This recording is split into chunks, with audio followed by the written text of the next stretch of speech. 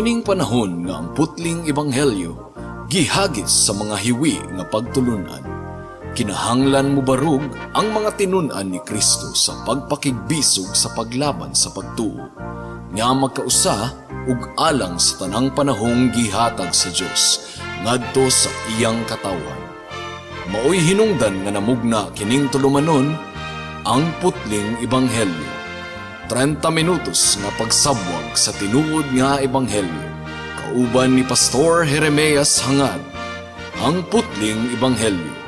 Tulumanon nga gihatod kaninyo sa Herald of Grace Radio Ministries Philippines. Ang putling ebanghelyo.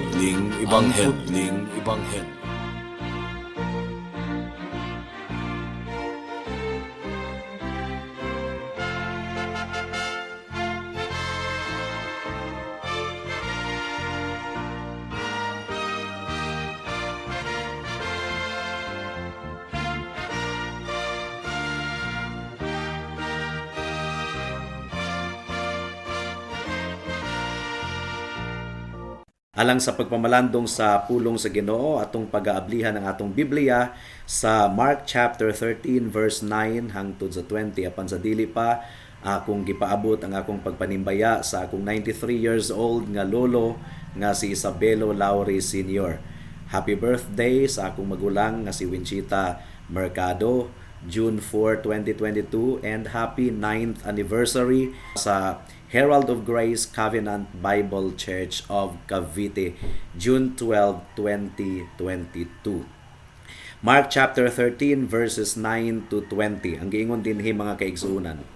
Busa pagbantay kamo kay panakpon kamo sa mga tawo ug dad-on ngadto sa hukmanan. Pamunalan kamo sulod sa mga sinagoga ug moatubang kamo sa mga pangulo ug sa mga hari tungod kanako aron pagsulti kanila sa maayong balita. Apan kinahanglan iwali una ang maayong balita ngadto sa tanang katawhan. Ug sa panahon nga dakpon kamo nila ug dad-on ngadto sa hukmanan, ayaw kamo kabalaka kun unsay angay ninyong isulti ni anang higayuna. Isulti ang angay ninyong isulti kay ang mga pulong nga inyong isulti dili man inyo kundili iya sa Espiritu Santo. Itugian sa mga tawo ang ilang kaugalingong mga igsuon aron patyon ug mausab kini ang buhaton sa mga amahan ngadto sa ilang mga anak. Makigbatok usab ang mga anak sa ilang mga ginikanan ug ipapatay sila sa mga anak ug dumtan kamo sa tanang tawo tungod kanako. Apan kadtong mulahutay hangtod sa katapusan, maluwas gayod. Unya makita ninyo ang makalilisang nga talan-awon nga magtindog sa dapit nga dili angay niini. Ang magbasa maoy mag-igo pagsabot niini. Kadtong atua sa Hudiya kinahanglang mudangop sa kabukiran, kadtong atua sa atop sa balay kinahanglang dili mag-usik og panahon sa pagkanaog aron pagkuha sa bisan unsa gikan sa iyang balay, ug kadtong atua sa uma kinahanglan nga dili mo pauli sa balay aron pagkuha sa iyang kupo. Alaot gayod ang mga mabdos ug ang may mga masuso niadtong mga adlawa. Busa pagampo kamo sa Dios nga dili kini mahitabo sa tingtugnaw. Kay ang kasakitan niadtong mga adlawa labi pang makalilisang kaysa bisan unsa nga nahiaguman sa kalibutan, sukad kini buhata sa Dios hangtod karon ug dili nagayod hitupngan bisan kanusa. Apan tungod sa iyang pinili nga katawhan, gipakubsan sa Ginoo ang gidaghanon sa mga adlaw niadtong panahona, kay kun wala pa wala untay mahibiling buhi. May the Lord bless the proclamation of His word at this moment. Now, human sa pagtudlo ni Jesus, mainiton nga pagtudlo didto sulod sa templo mga kaigsuonan. Mibiya si Jesus kauban ang iyang mga disciples. Ug sa pagbiya niya sa templo, adunay usa sa iyang mga disciples nga murag midayig kaayo sa kaanindot sa istruktura sa templo. Apan si Kristo iyang gipadayag nga ang kinatibuk ang sistema sa relihiyon nga Judaismo matumpag gayod mga kaigsunan, mabungkag. Ug ang temple structure katong templo nga ilang gipanghinambog mabungka gayod, matumpag ug walay bato nga mahabilin niini. Ang matag bato pagatangtangon gikan sa iyang nahimutangan. Of course, Nahitabo kini ni adtong AD 70 sumala sa atong gipamalandungan ni adtong miaging mga simana. Apan ang pagkabungkag sa Jerusalem mga kaigsunan dili pagkadto ang katapusan sa kapanahunan ug dili pagkadto ang second coming sa atong Ginoong Hesukristo. Mao nga ang mga disciples duha gayod ka pangutana ang ilang gipangutana. Ang una nilang giingon, magtutudlo sultihi kami kung kanus-a kining mga butanga mahitabo ug ang ilang gi-refer niini kadtong destruction sa Temple of Jerusalem.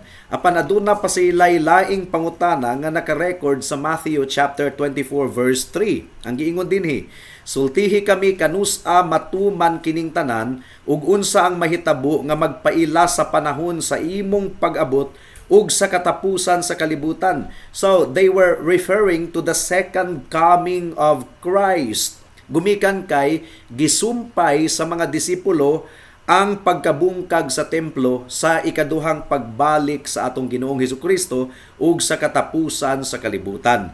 Pero sumala pa sa atong gipamalandungan ni adtong miaging mga simana ang pangutana sa mga disciples, duha ka pangutana actually. Although sa ilang hunahuna, they were asking one question only, tungod kay dili nila ma-imagine nga ang kalibutan magpadayon kung walay templo nga nagbarog didto sa Jerusalem. Gumikan kay ang mga rabay, ang mga pariseyo, nagtudlo man nga ang templo mao ang usa sa 7 ka mga kahibulungang mga butang diin gitukod ang kalibutan. Pero ang tubag ni Kristo mga kaigsuunan, duha ka pangutana ang iyang gitubag actually. Ang pagkabungkag sa Jerusalem ug ang mga mahitabo adisir siya mobalik sa katapusang panahon.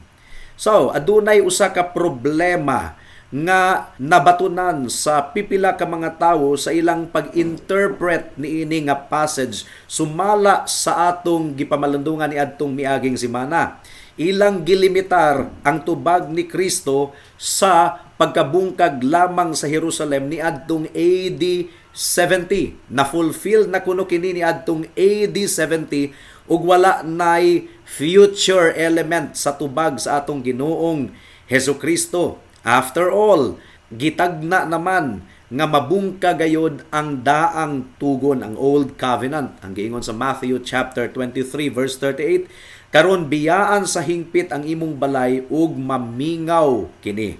Now, ang lain pang interpretation, kaning mga interpretation sa mga futurist, mga dispensationalists, ilang gipugos mga kaigsuunan nga ang wali ni Kristo didto sa bukid sa Olibo, ang katumanan niini sa umaabot pa. And then, kadtong tuang giatubang sa mga Hudiyo nga mga kasakit facing the great tribulation, mahitabo kini adisir mo balik ang atong Ginoong Hesukristo. Pero nasayod kita nga dili kini tinuod nga interpretation, gumikan kay miingon si Kristo nga sa adlaw sa iyang pagbalik walay bisag usa nga makatagna. So, aron ma-interpret nato kini nga passage mga kaigsunan, kinahanglan atong ma-realize nga gahisgot si Kristo sa duha ka panghitabo niini nga passage. Una, ang pagkabungkag sa Jerusalem ni adtong AD 70 ug ikaduha, ang makita nato nga mga panghitabo adisir mo balik ang atong Ginoong Hesukristo sa katapusan sa mga kapanahunan. So nag-refer kini sa mga panghitabo between the first coming and the second coming, ug mo kini gitawag og interadvental period, ug ang tawag niini Gospel Age. Sukad sa unang pag-anhi ni Kristo hangtod sa iyang ikaduhang pag-anhi, ang tawag niini mga kaigsunan Gospel Age. So niining takna atong i-address ang issue nga gidisclose sa atong Ginoong Hesukristo mahitungod sa umaabot nga paghukom alang sa mga Hudiyo. Gitagna na kini ni propetang Daniel kung atong basahon ang Mark chapter 13 verse 14. Pamation nato mga kaigsunan, ang giingon dinhi, unya makita ninyo ang makalilisang nga talan-awon. So makalilisang nga talan-awon kuno nga magtindog sa dapit nga dili angay niini. Ang magbasa maoy mag-igo pagsabot niini. Gitagna na kini ni Daniel mga kaigsunan sa chapter 11 verse 31. Ang giingon dinhi, Unya ang iyang mga sundalo muadto sa templo ug pasipad-an nila kini ug ang kota niini. Kuhaon nila ang inadlawng halad nga sunugon ug ipuli nila pagpahimutang ang makalilisang nga talanawon. Well, nahitabo gyud kini niadtong 100 AD plus ato kining ibatbat unya. So gideklarar sa atong Ginoong Hesukristo ang nagpadayon nga mga panghitabo nga gipadayag pinaagi ni propetang Daniel. Ug sumala sa atong nakita last time, gi-disclose or gipadayag kini sa atong Ginoong Hesukristo nga hapit na kuno matuman. Ug ang destruction sa Jerusalem, ang pagkabungkag sa Jerusalem, naga-describe sa mga butang nga nagpadayon mga kaigsunan. So, gitubag ni Kristo ang pangutana sa iyang mga disciples pinaagi sa pagpadayag sa kining gitawag og summary sa kasaysayan gikan sa oras sa iyang kamatayon didto sa krus sa Kalbaryo hangtod sa iyang ikaduhang pagbalik sa katapusang higayon. Ug sumala sa akong gi-explain last time, murag taas-taas ang atong review karon mga kaigsuunan, gideklarar sa atong Ginoong Hesukristo nga wala gayoy particular nga mga timailhan prior to the return of Christ. Wala gayoy particular nga mga timailhan. Gi-describe hinuon ni Kristo ang mga timailhan nga magkagrabi sa magkaduol na ang iyang pagbalik. Pero kining mga timailhan, mga gubat sa mga kanasuran, mga kalamidad, mga kaigsuunan, naa kini. There is no particular sign nga atong makita adisir mo balik ang atong Ginoong Hesukristo. Ang pinakasinyales nga atong makita kanang makita na nato si Kristo sa kawanangan. Pero kining mga butanga magkagrabi sa dili pa mobalik ang atong Ginoong Hesukristo. So, ang atong pagpamalandong karon atong tubagon kining pangutana. Ug makasabot gayod niini ang mga dispensationalist nato nga mga kahigalaan. How are we to understand this abomination of desolation? Unsaon man nato pagsabot kining panahon sa kasakit, abomination of desolation? Adunay tulo ka aplikasyon ang atong pamalandungan niining taknaa mga kaigsuunan ug hinaot nga tabangan kita sa Dios sa nahabilin nga mga oras sa atong pamalandong. Una, as it is applied niini nga passage, kinahanglan nga ato kining i-apply sa pagkabungkag sa Jerusalem niadtong 70 AD mga kaigsuunan. Na-record kini sa bersikulo 14 hangtod sa 20 sa atong teksto. Ug ang application niini, application ngadto sa mga katawhan sa Jerusalem, adisir pa nabungkag ang Jerusalem. Sumala sa record ni Matthew mga kaigsuunan, gitawag kini ni Kristo ingon nga katumanan sa panagna ni propetang Daniel. Ang giingon diri sa Matthew chapter 24 verse 15 to 16. Unya makita ninyo ang makalilisang nga talan-awon nga giingon ni propeta Daniel nga magtindog sa dapit nga balaan alang sa magbabasa sabta ang kahulugan niini. Unya ang mga tawo nga naa sa Hudiya kinahanglan managan ngadto sa mga bungtod. Ug gi-apply kini ni Lucas mga kaigsuunan nga ang katumanan ini kadto gayong pagkabungkag sa Jerusalem. Luke chapter 21 verse 20 ang giingon dinhi, kung makita ninyo nga ang Jerusalem palibutan na sa mga kasundaluhan, masayra ninyo nga gunuubo na kini sa dili madugay. Matud pa sa manunulat nga si D.A. Carson mga kaigsuunan, kining mga description ni Jesus sa tribulation, limitado lamang kini geographically and culturally sa mga lumulupyo didto sa Jerusalem niadtong 70 AD.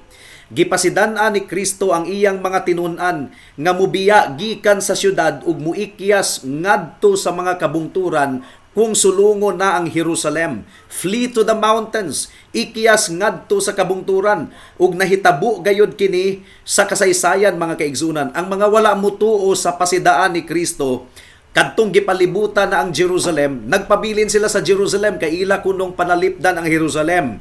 namatay sila tanan. Wa man sila mutuo sa pasidaan ni Kristo nga muikya sila ngadto sa kabungturan. Ang mga dili magtutuo nahitabo gayud kini sa history mga kaigsuonan.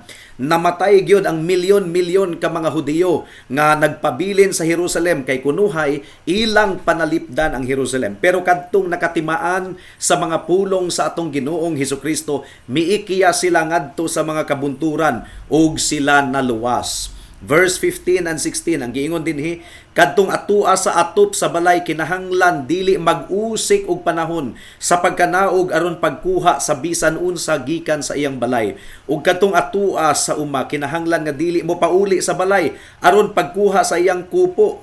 So ang giingon sa Ginoo, ayaw na pagpangulikta pa og mga gamit nga imong madala.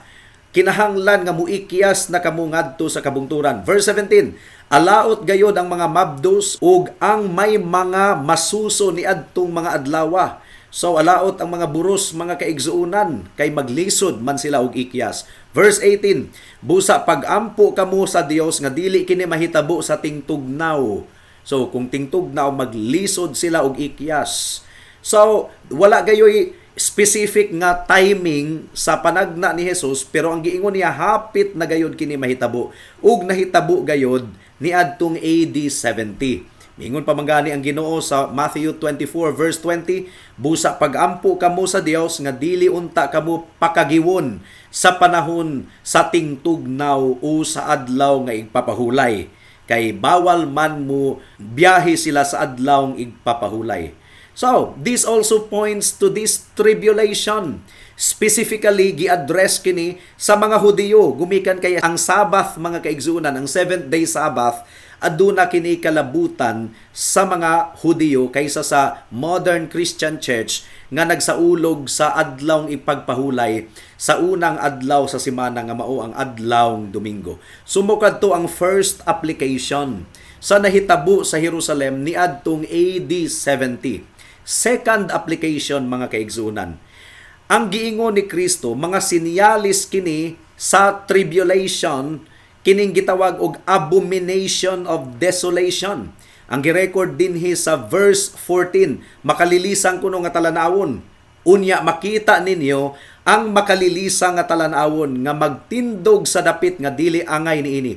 Ang magbasa maoy mag-igo pagsabot niini. Kadtong atua sa Hudiya kinahanglan mo dangup sa kabukiran. Ang giingon sa Matthew 24:15, unya makita ninyo ang makalilisang nga talanawon nga giingon ni propeta Daniel nga magtindog sa dapit nga balaan alang sa magbabasa sabta ang kahulugan niini.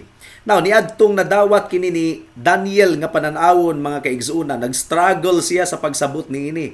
Mao nga si Anghel Gabriel gipadala sa Dios aron i-interpret kadto nga pananawon. Ang giingon sa Daniel chapter 8 verse 15 to 16. Sa diha nga nakita ko ang pananawon, naninguha ako sa pagsabot niini, unya mibarog sa atubangan nako ang usa ka binuhat nga maurag tawo ug tunga-tunga sa suba sa ulay. Nabati ko ang usa ka tingog nga miingon, Gabriel, pasabta kining tawhana sa kahulugan sa damgo. And then Daniel chapter 9 verse 22. Miduol siya kanako ug miingon, Daniel, ania ako aron paghatag kanimog kaalam ug panabot. Now si Jesus, giklaim ni Jesus nga siya mao ang interpreter sa pananawon ni Daniel. Daniel chapter 11 verse 31. Unya ang iyang mga sundalo muadto sa templo ug pasipad-an nila kini ug ang kuta niini. Kuhaon nila ang inadlawng halad nga sunugon ug ipuli nila pagpahimutang ang makalilisang nga talanawon. Daniel chapter 12 verse 11. Ug sukad sa panahon nga hunungon ang inadlawng halad nga sunugon ug ipahimutang ang makalilisang nga talanawon, dunay 1,290 kaadlaw nga mulabay. Kanus aman kini unang natuman. Una kining natuman sa panahon ni Antiochus Epiphanes ni adtong 168 BC, sa wala pa moabot ang atong Ginoong Hesukristo. Ni adtong nagpatukod siya og pagano nga altar didto sa sulod sa templo ug naghalad siya og baboy didto sa sulod sa templo. Now, mga kaigsuunan, makalilisang gayud nga pananawon nga ang baboy ihalad didto sulod sa templo. So natuman kini, unang natuman sa panahon ni Antiochus Epiphanes. Giband ni Antiochus Epiphanes ang Judaismo ug iyang gitapos ang mga sakripisyo sulod sa templo ug linibo ka mga Hudiyo ang gipatay gumikan sa pagka-traidor ni Antiochus Epiphanes, mga kaigsuunan. Pero ang nahitabo ni adtong 168 AD, anino lamang kadto sa katumanan sumala sa interpretation sa atong Ginoong Hesukristo. Ug ang katumanan ni adto nahitabo ni adtong AD 70 sa dihang nagunob ang Jerusalem. Anino lamang kadto? Ang giingon ni Kristo, but when the abomination of desolation, signifying that Daniel's prophecy was about to have a second fulfillment. Adunay ikaduha nga katumanan ni adtong ang mga Romanhon nga mga kasundaluhan misulod sa Jerusalem, misulong sa Jerusalem, ug ang pasidaan ni Kristo sa mga magtotoo nga muikyas gikan sa Jerusalem.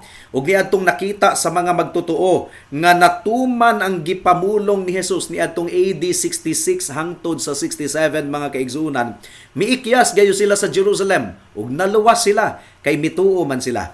Luke chapter 21 verse 20. Kung makita ninyo nga ang Jerusalem palibutan na sa mga kasundaluhan, masayra ninyo nga gunubo na kini sa dili madugay. Mao kini ang pinakang ngit-ngit nga panahon sa Jerusalem nga nasinatian ni anang adlawa. Mas grabe pagani kini sa pagkabungkag sa Jerusalem ni adtong 587 BC pinaagi sa Imperyo Babylonia, mga kaigsuunan, or ni adtong si Antiochus Epiphanes iyang gibulingan ang templo ni adtong 163 BC. Ang giingon sa Mark chapter 13 verse 19, kay ang kasakitan ni adtong mga adlawa labi pang makalilisang kaysa bisan unsa nga nahiaguman sa kalibutan.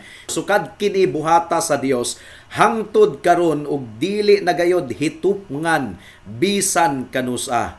So, matud pa sa kasaysayan, si Titus iyang giilog ang Jerusalem ug sobra pa sa milyon ka mga Hudiyo, mga kaigsuunan ang miadto lagi sa Jerusalem aron panalipdan kuno ang Jerusalem. Wa sila maminaw sa pasidaan ni Kristo ug grabe kaayo ang patay nga nahitabo. Sumala pa sa manunulat nga si Josephus sa history, mga kaigsuunan. Ang giingon ni Josephus, akong basahon sa English ha.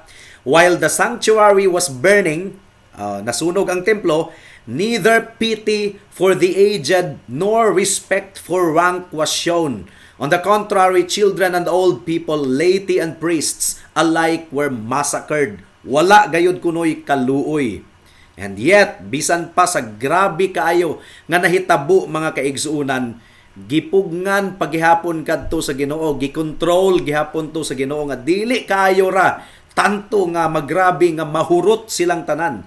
Ang giingon sa verse 20, aduna gihapoy kaluoy nga gihatag ang atong Ginoo. Ang giingon diri apan tungod sa iyang pinili nga katawhan, gipakubsan sa Ginoo ang gidaghanon sa mga adlaw ni adtong panahona, kay kun wala pa, wala untay mahibiling buhi. So, mihari gihapon ang kaluoy sa atong Ginoong Hesukristo. Ang temporaryo nga paghukom sa Ginoo aduna gihapoy uban nga kaluoy ug walay paghukom sa Ginoo nga nadawat ni adtong mga tawhana nga dili inubanan sa kaluoy. Pero sa adlaw sa paghukom, sa katapusang adlaw, wala nagayoy kaluoy pa nga uban niini. Busa hadlok biya kayo, mga kaigsunan. Ang giingon sa Romans chapter 2 verse 4, gipakita sa Ginoo ang iyang kaayo kanimo aron ka maghinulsol. Pero kung magpagahi ka ug dili ka maghinulsol, gatigom ka ug tunglo nga ibubo sa Dios sa kinatibuk-an gayod sa adlaw sa paghukom. Kanang tunglo nga ibubo sa Ginoo wala na gayoy sagol nga kaluoy, dili pareha sa tunglo sa Jerusalem ni adtong AD 70 nga aduna paghihapoy sagol nga kaluoy. Terrible as it was, mga kaigsuunan, katong nasinatian sa Jerusalem, dili pagani kadto igo ikatandi sa ilang pagka-rebuilde at ubangan sa Ginoo. Ikatulo nga aplikasyon. aduna pay third fulfillment or ikatulong nga katumanan kining maong tagna sa dili pa mobalik ang atong Ginoong Hesukristo. Ang iglesia sa tanang katuigan pagalutuson gayod. Ang iglesia, mga kaigsuunan, magaantos gayod hangtod sa pagbalik sa atong Ginoong Hesukristo. Mao kini ang usa sa mga major nga tema sa Book of Revelation. Walay mga sinyalis nga atong makita sa pagbalik sa atong Ginoo, pero miingon ang Ginoo nga magkagrabi kuno ang mga paglutos. Adisir siya mo balik, Mark chapter 13 verse 7 to 8. Ug ayaw kamo kahadlok ini kadungog ninyo ug mga balita mahitungod sa mga gubat sa duol ug sa layong mga dapit. Mahitabo gayud kining mga butanga apan dili pa kini mao ang katapusan. Makigubat ang usa ka nasod batok sa laing nasod ug ang usa ka gingharian batok sa laing gingharian, maglinog sa nagkalain-laing dapit ug may kagutom usab. Apan kining mga butana sinugdanan pa lamang sama sa unang mga kasakit sa pagpanganak. Now, adunay duha ka mga butang nga magpadayon throughout the church age, mga kaigsuunan. Magpadayon ang mga paglutos. Mark chapter 13 verse 9. Busa pagbantay kamo kay panakpon kamo sa mga tawo ug dad-on ngadto sa hukmanan. Pamunalan kamo sulod sa mga sinaguga ug muatubang kamo sa mga pangulo ug sa mga hari tungod kanako aron pagsulti kanila sa maayong balita. Ug ikaduha, ang Ebanghelyo padayon gihapon nga isangyaw. Verse 10, apan kinahanglan iwali una ang maayong balita ngadto sa tanang katawhan. Ang katuyuan sa Ginoo perpekto, mga kaigsuunan.